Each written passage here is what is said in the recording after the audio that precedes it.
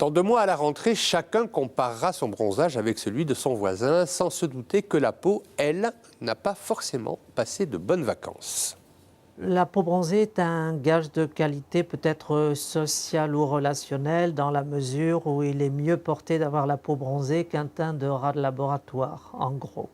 Bon, il n'empêche que personne ne veut admettre qu'un bronzage, ça traduit le fait que la peau a été agressée et qu'en réponse à cette agression, elle a cherché à sa façon à se protéger en développant une pigmentation qu'on appellera le bronzage et dont on retiendra simplement que c'est joli. Mais en réalité, c'est une réaction de défense de la peau à une agression extérieure.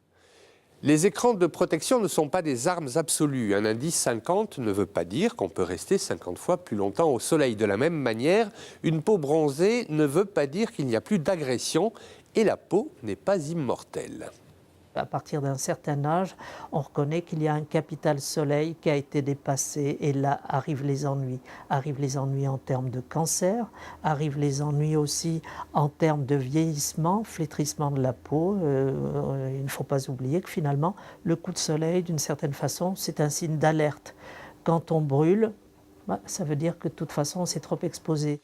Alors nous ne sommes pas tous égaux face au soleil. Un Breton, par exemple, ne bronzera jamais.